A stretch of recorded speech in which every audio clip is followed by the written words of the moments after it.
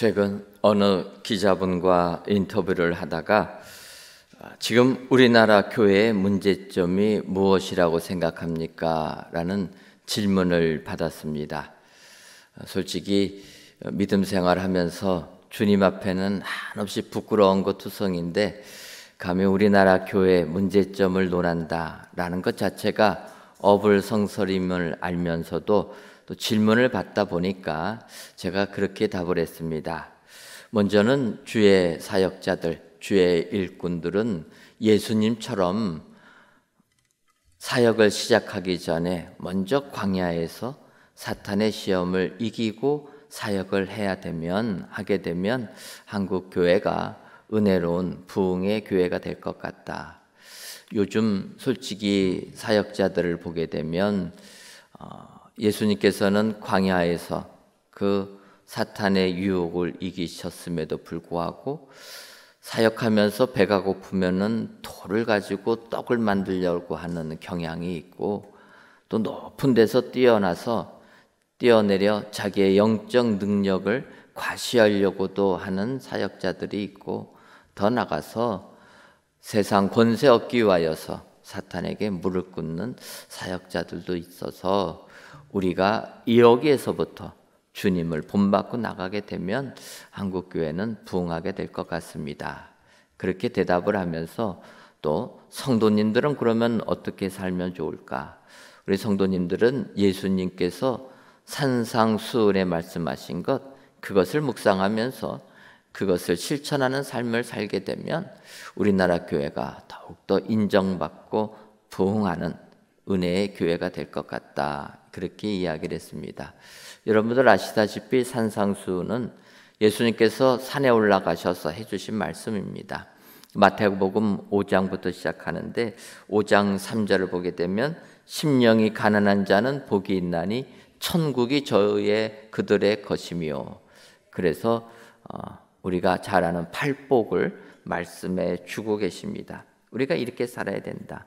더 나아가서 우리가 잘 아는 남에게 대접을 받고자 하는 대로 너희도 남을 대접하라. 황금률이라고 합니다.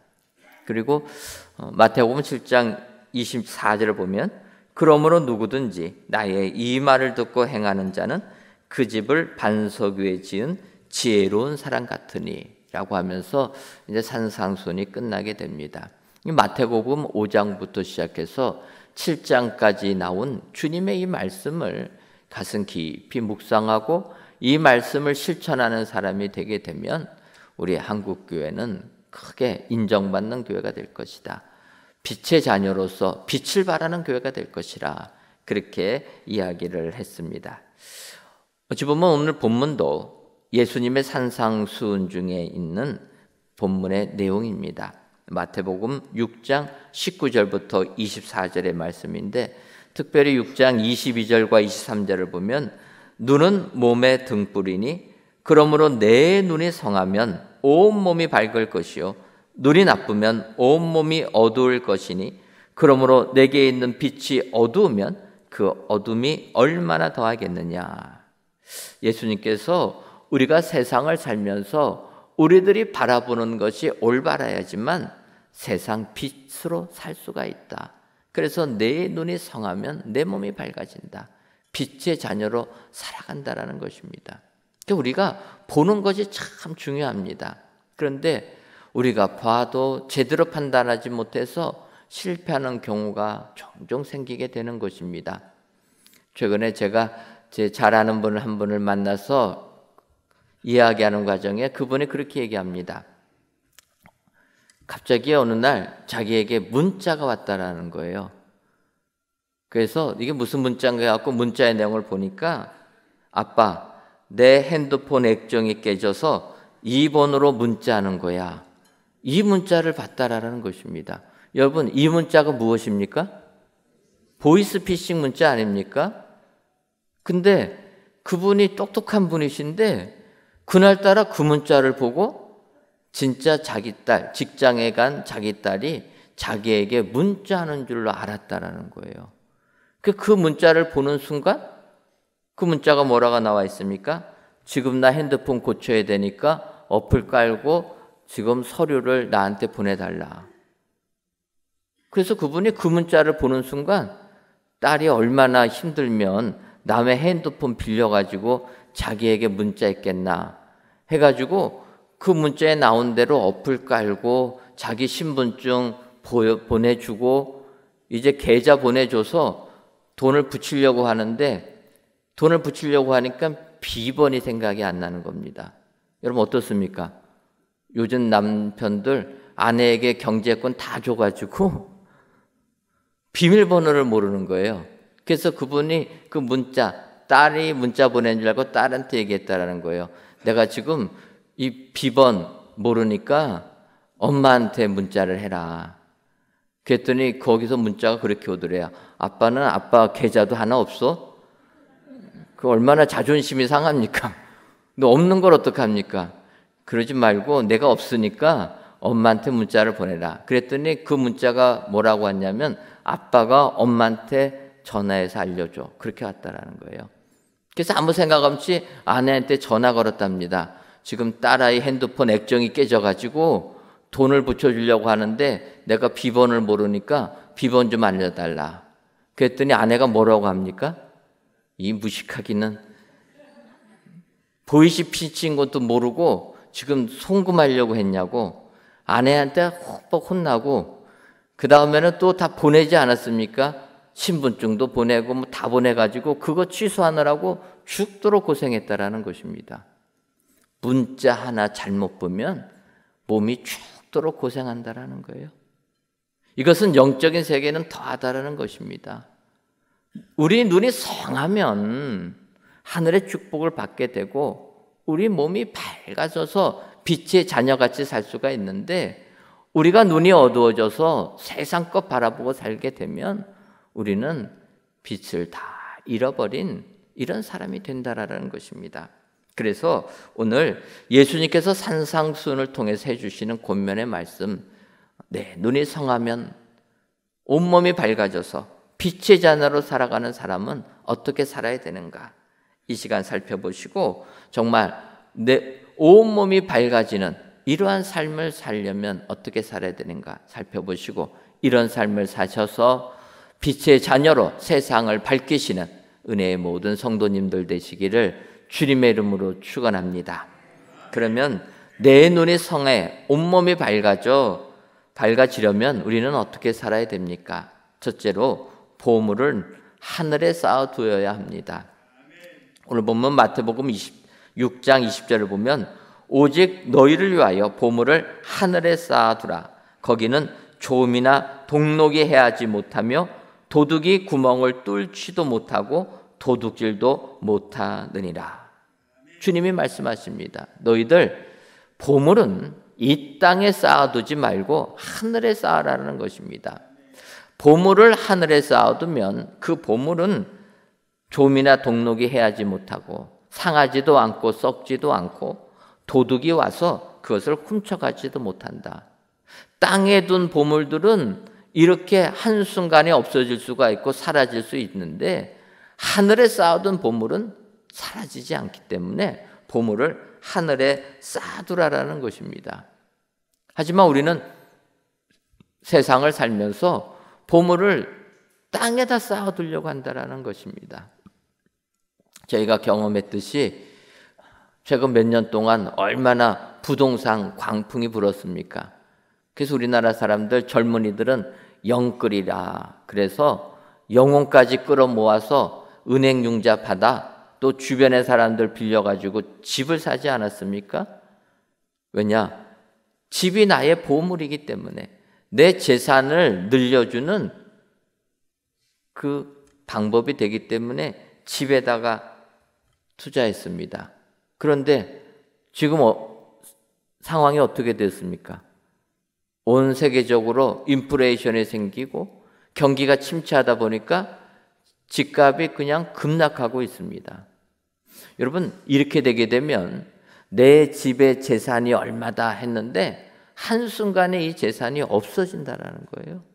우리가 땅에다가 재산을 쌓아두는 것은 지금 많은 것 같지만 내일 어떻게 될지 아무도 장담하지 못한다는 것입니다. 우리가 아는 대로 2007년도 미국의 서브프라임 모기지 사태가 발생을 합니다. 그래서 미국 경제가 큰 충격을 받게 되고 그 충격이 온 세계를 강타하지 않았습니까? 그때도 미국이 그랬다라는 거예요. 부동산 경기가 좋으니까 많은 사람들이 부동산을 삽니다. 그러니까 이 은행이라든지 대출해주는 그런 투자회사들은 사람들한테 빌려주는 겁니다. 그런데 담보물의 90%, 100% 넘게까지 빌려준다라는 거예요. 그러니까 거의 돈이 없어도 큰 집을 사게 됐다라는 것입니다. 그러다가 그렇게 큰 융자 받아서 집 산 사람들이 은행 이자를 감당할 상황이 되지 못하다 보니까 집들이 다 부실이 돼가지고 경매로 넘어갑니다. 그런데 이 집값이 폭락하다 보니까 그런 대출을 해준 은행권까지도 다 부실이 되어버렸다는 거예요. 그래서 한순간에 미국이 이 은행권들이 다 부도가 나면서 온 세계적으로 어려움을 겪었다는 것입니다. 여러분, 우리가 이 세상에 보물을 쌓아두면 그것이 나에게 힘이 될 것 같지만 인생은 하루 앞도 알 수 없는 게 인생이라는 것입니다. 그래서 예수님은 보물을 이 땅에 쌓아두려고 하지 말고 하늘에 쌓아두라고 하는 겁니다. 하늘에는 상하지도 않고 누가 뺏어가지도 못하는 것이 하늘이기 때문이라. 그래서 여러분, 오늘 이 산상수훈에서 주님이 하시는 이 말씀을 기억하셔서 땅에 보물을 쌓아두려고 노력하지 마시기를 바랍니다. 하늘에 보물을 쌓아두시는 저와 여러분 되시기를 주님의 이름으로 축원합니다. 그런데 우리가 세상 살다 보면 우리는 어찌 보면 자연스럽게 땅에다가 다 모든 것을 쌓아두려고 한다라는 거예요. 그래서 우리가 먹을 것도 쌓아두지 않습니까? 창고 짓고 쌓아두고 과학이 발전하다 보니까 이제는 냉장고에다가 막 쌓아둔다라는 거예요. 예전에는 냉장고가 있어가지고 냉장고에다가 우리가 냉동실에다가 얼을 거 얼려놓고 냉장실에다가 이렇게 얼리지 않고 먹을 거, 상하지 않게 먹을 거 놔뒀는데 어느 순간에 어떻게 됩니까? 냉동실이 좁아진 거예요. 냉동실에 쌓아둔 거, 얼려가지고 보관하는 게 좁아지니까 요즘에는 냉동고를 따로 삽니다. 거기에다가 또 다 저장해 둔다라는 거예요. 그것뿐입니까? 우리나라는 김치를 좋아하니까 김치 냉장고를 또 사갖고 또 보관합니다. 요즘에는 그거에서 끝나지 않습니다. 화장품도 상한다고 화장품 냉장고가 있습니다. 또 음식물 쓰레기 보관하는 음식물 쓰레기 처리 냉장고까지 있습니다. 과학이 발달해서 좋긴 좋은데 우리는 이 땅에 그냥 다 쟁여둔다라는 거예요. 보관만 해둡니다. 쌓아두는 거예요. 그런데 예수님께서는 말씀하시는 겁니다. 이 땅에 보물을 두려고 쌓아두려고 하지 말고 하나님께 쌓아두라. 여러분, 하나님께 보물을 쌓아두는 것, 그게 어떠한 것입니까? 하나님께 보물을 쌓아둔다라는 것은 하나님을 위하여 생각하고 그 삶을 살아가는 것, 그게 하나님께 보물 쌓아두는 것 아니겠습니까? 그래서 오늘 이 시간에 저희들 성전에서 각 예배 초소에서 예배 드리는 것, 하나님께서 그 예배를 기뻐 받아주시고 하늘에 쌓아두실 줄 믿습니다. 우리가 세상 살면서 주님을 위하여 헌신하는 것, 하나님이 다 하늘에다가 쌓아두시는 줄 믿습니다. 우리가 천국 가서 하나님 앞에 섰을 때 너 뭐하다가 이 땅에 살면서 뭐하다가 왔냐 물어보면 여러분 하나님 앞에 말 한마디라도 좀 내놓을 게 있어야 되지 않습니까? 이 땅에 살면서 뭐하다가 왔냐 그렇게 하나님이 질문하시면 열심히 일하고 먹고 마시다가 왔습니다. 여러분 그러시겠습니까? 하나님을 위해서 내가 헌신하고 봉사하고 주의 나라를 위하여 복음을 증거하고 어려운 사람들 도와주고 왔습니다. 여러분 이게 하나님의 나라의 보물을 쌓아둔다라는 거예요. 오늘 예수님께서는 우리들에게 이야기하십니다. 사람은 이 땅에 보물을 쌓아두려고 가르쳐주지 않아도 그렇게 살아가고 있는데, 예수 믿는 사람들 너희만큼만이라도 그 시각에서 벗어나 하늘의 보물을 쌓아두라. 나를 위하여 살아가고 하나님의 나라를 위하여 살아가게 된다라면 그 보물은 누가 뺏어가지도 못하는 하나님께서 인정해 주시는 축복의 보물이 될 줄 믿습니다. 오늘 귀한 예배를 드리시는 저와 여러분들이 예수님의 이 산상수훈의 말씀을 기억하셔서 보물을 하늘에 쌓아두시는 저와 여러분들 되시기를 주님의 이름으로 축원합니다. 다음으로 우리 눈이 성하여 몸이 밝아지려면 보물이 있는 곳에 마음이 있음도 알아야 합니다. 여러분, 주님은 말씀하십니다. 우리 사람은 보물 있는 곳에 마음이 있다라는 거예요.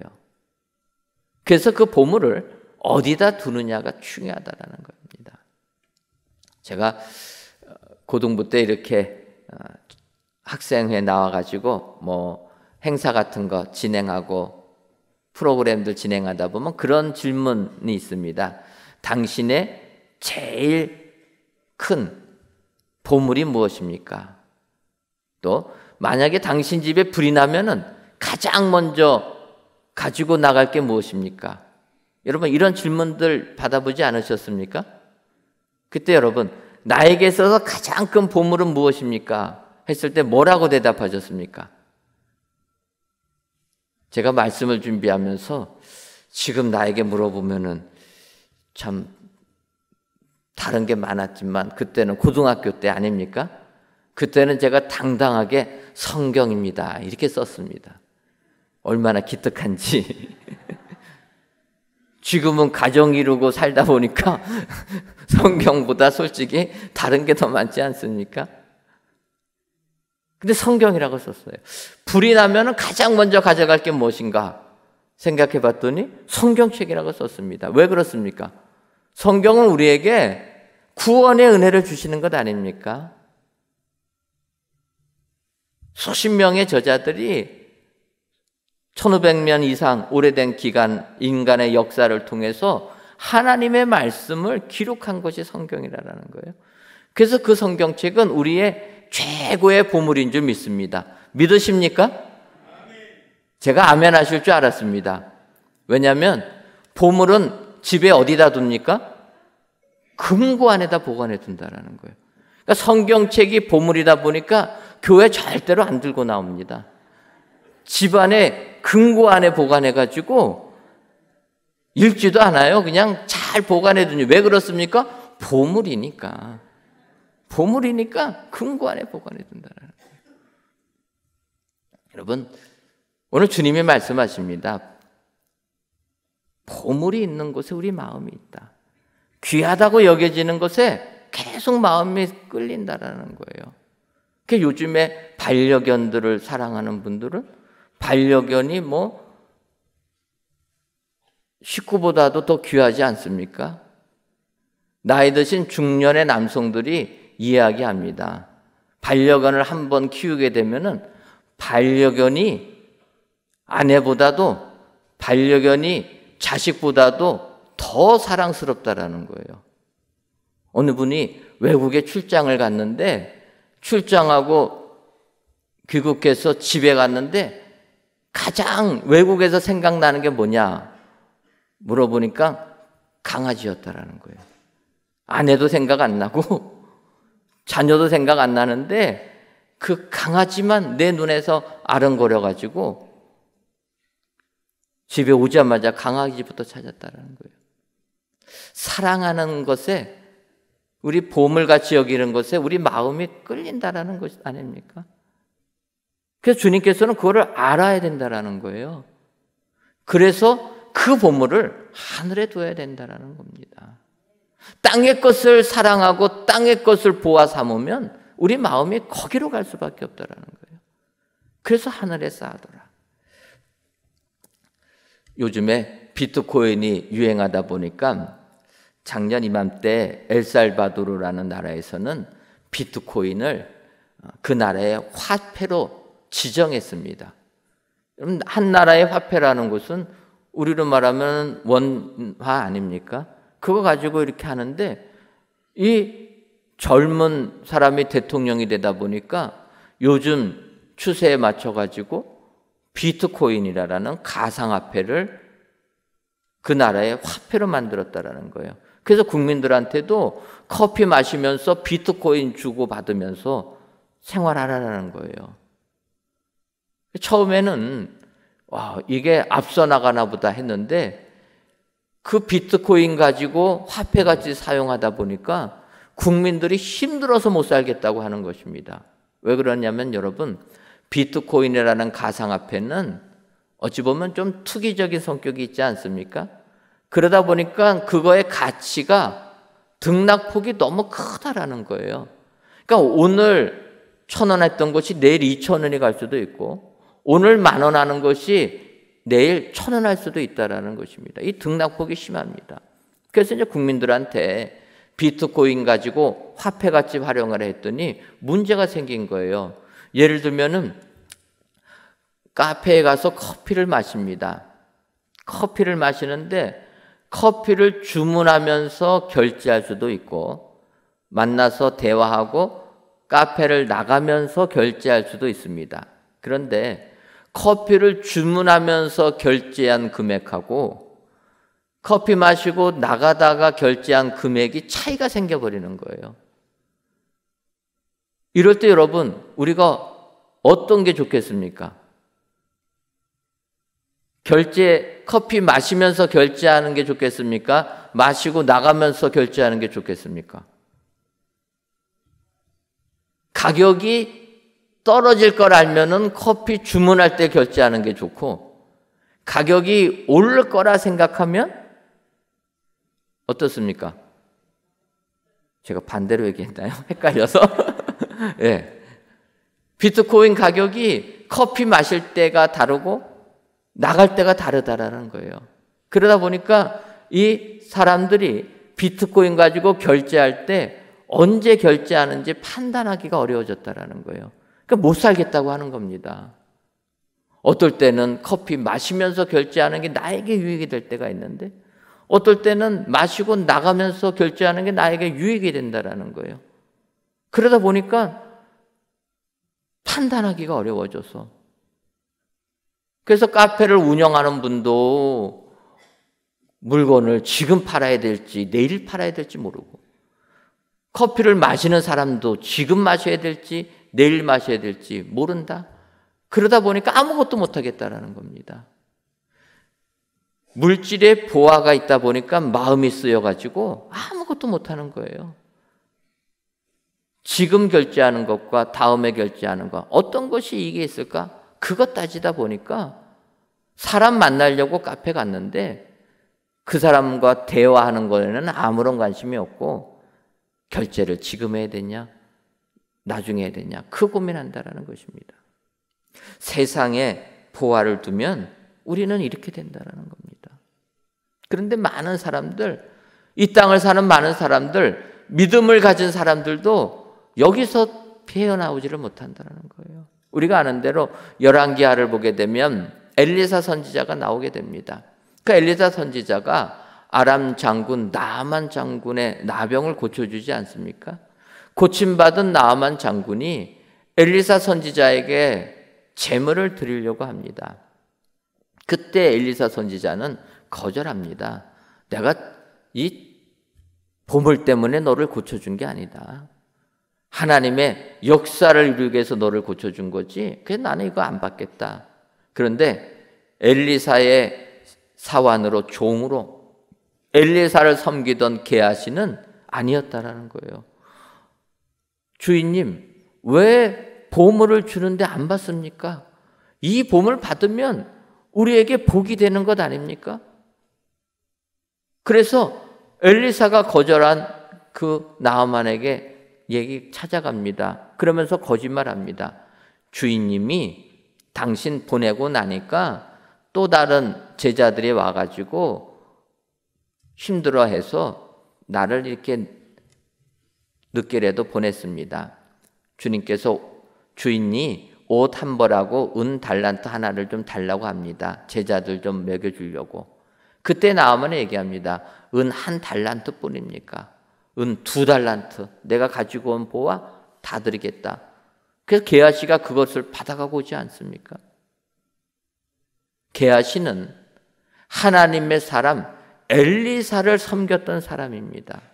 그런데 게하시의 마음에는 보물이 하늘에 있지 않았고 땅의 것이 있었다는 거예요. 그래서 오히려 금은보화를 거절하는 엘리사한테 잘못됐다 하고 자기가 가서 그 보화를 취했다라는 것입니다. 여러분, 보물 있는 곳에 마음이 있습니다. 게하시는 그 보물이 땅의 것이었기 때문에 결국은 나병 걸리지 않습니까?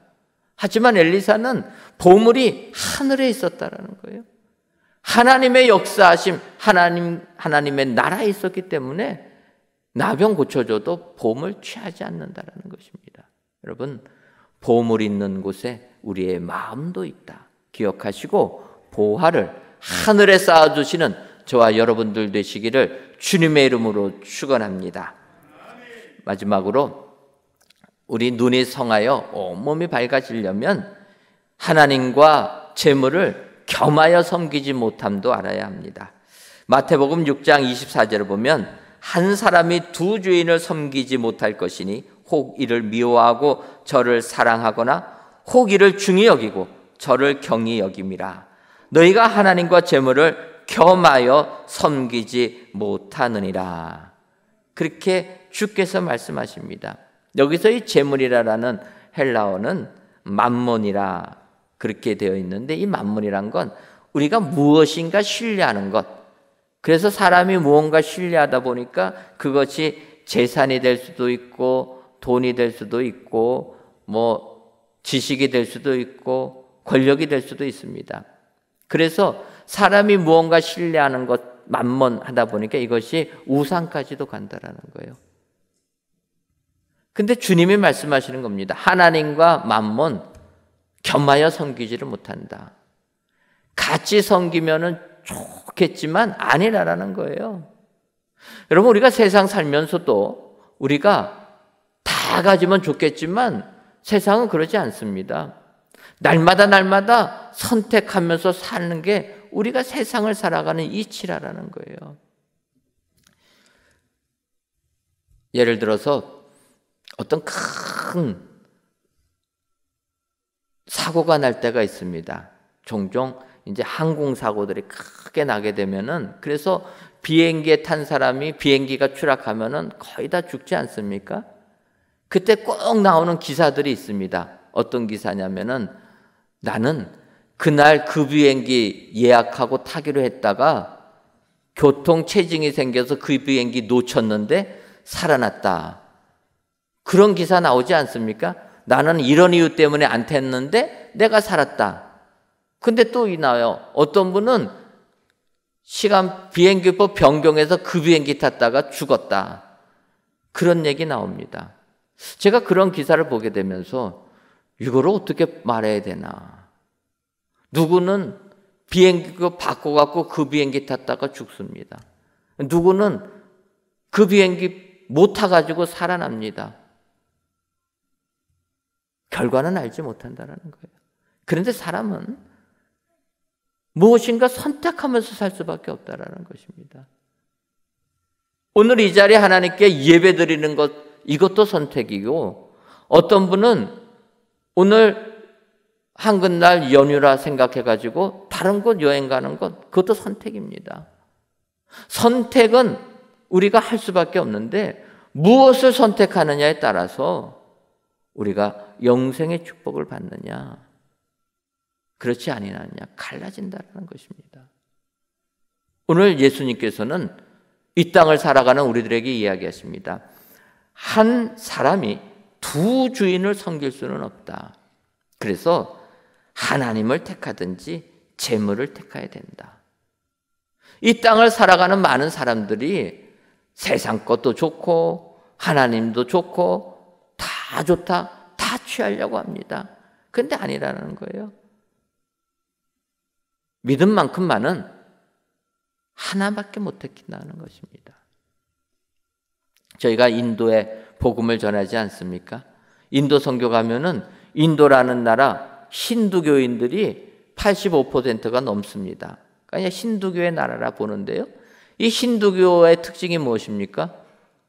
모든 신들을 다 섬기는 겁니다. 이것도 섬겨도 좋고 저것도 섬겨도 좋고. 그래서 자기네 나라 최고의 신이라고 하는 시바 신이 있는데 그 신을 1등 신으로 섬깁니다. 그런데 그 사람들이 뭐라고 하냐면 예수님도 한 4등 내지 5등은 된대요. 그래서 예수님도 믿는다라는 것입니다. 그럼 석가모니는 어떻게 돼? 석가모니도 한 몇 등 된다. 석가모니도 섬겨라.